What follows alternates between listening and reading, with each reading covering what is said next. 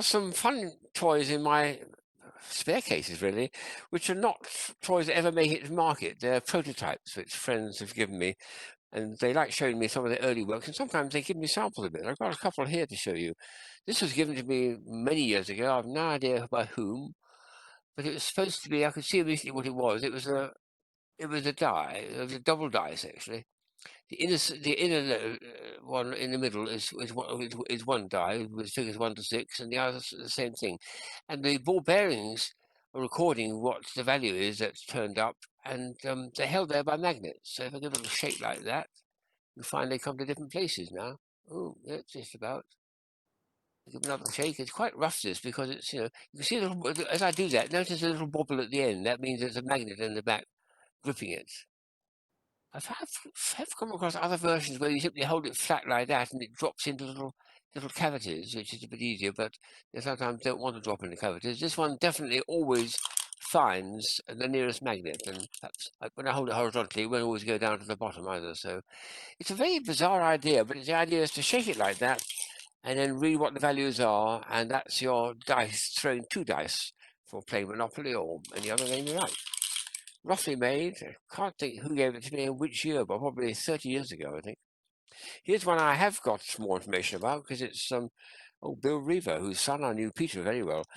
On the front of the thing is very bizarre. I'll show it the front. It's a, it's a face with a chain, and this thing here, you've got to move this back and forward and try and draw a face of a person with a nose and a chin and a mouth and things. I'm not very good at drawing it. And it comes from Bill Reaver, who is, I think, an American guy who I used to correspond with, based in Switzerland, while his son Peter lived literally just around the corner from where I lived about 40 years ago. And we shared lots of things. So the Reaver family are very much involved in the toy business. So it's an interesting thing to keep, but it's difficult to manipulate this one. I'm not very good at it. You have to hold it horizontally for one thing like that. And then you've got to actually try and use that thing for drawing the little chain and making it into a face. I've seen other versions where you just shake it and you try to make a face, but this one you attempt to actually use this stick to draw the person's face. Isn't it bizarre? Bizarre. It's fun. There's another one here, which is again, it came from a curious source. You could almost say this is it's automata, but the toy is not included. Batteries there, so well, not batteries. This is wind-up motors.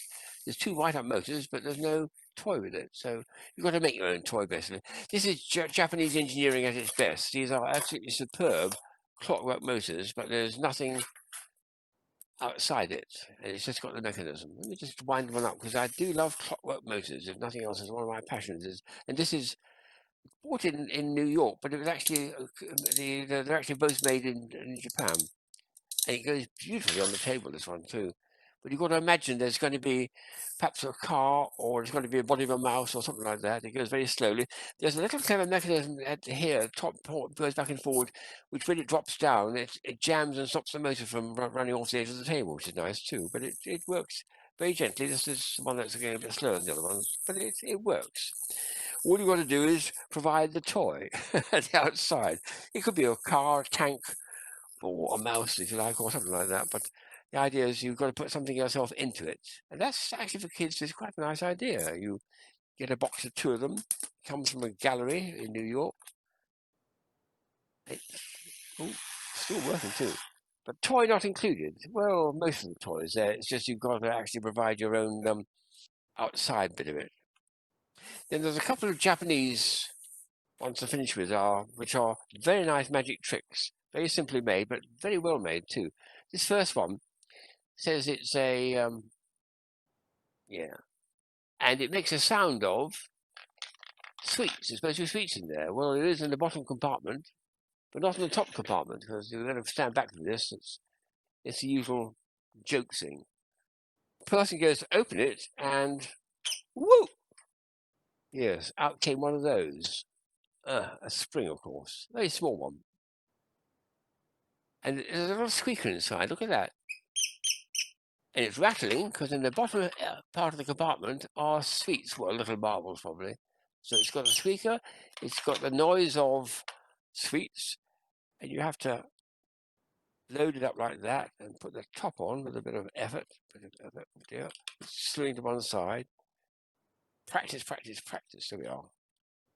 And then you quickly, before it jumps out again, put it in the box and it's ready for the next victim. Well, I'll do it one more time because I enjoy doing this. It leaps up a good distance too. Woo! Oh, we won't fetch it this time. The other one is a similar idea, but it's just different. It's again Japanese, very well made. Well, made in Japan. Well done, the Japanese.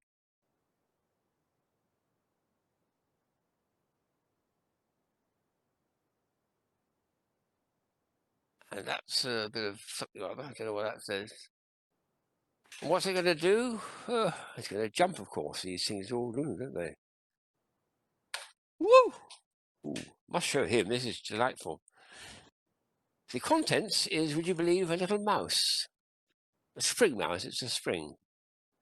And I'll put him back in the box in a minute too. He's got ears and eyes and just about. And to load him up, you simply put him down like that and squeeze it vertically down if you can.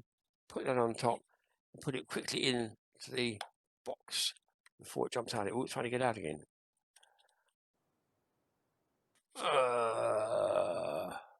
Perfume. Does it smell of mouse droppings? Hope not.